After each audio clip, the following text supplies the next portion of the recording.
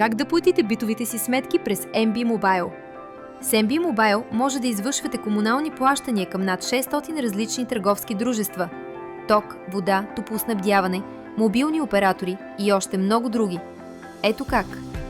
От началния екран на приложението натиснете Банков превод или изберете менюто Преводи.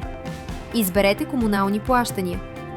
Имате възможност да направите еднократно плащане или да въведете дружества, към които правите периодично плащания и да ги запаметите.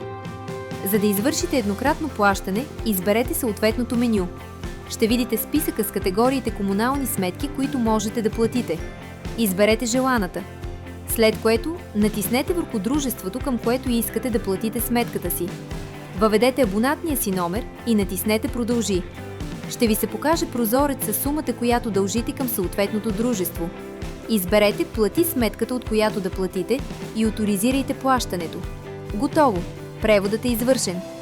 За ваше улеснение имате възможност да добавите сметките, които най-често плащате, и в бъдеще ще може да ги заплащате с натискането на само един бутон, без да се налага всеки път да търсите съответното дружество и да въвеждате абонатен номер.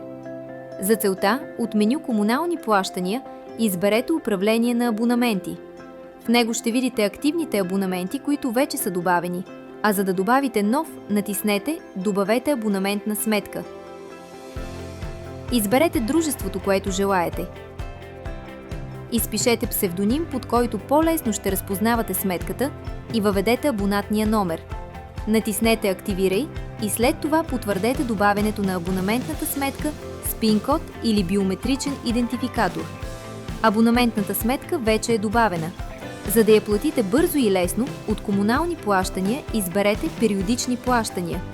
Ще видите всички добавени сметки, както и сумата, която трябва да се плати.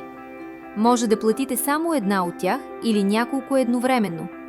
Натиснете върху сметката, която искате да платите. Ще ви се покаже прозорец със сметката и сумата за плащане. Изберете банковата си сметка, от която искате да платите, след което натиснете Плати. Оторизирайте плащането. Готово! Плащането е завършено. Общинска банка. Банката на твоя град.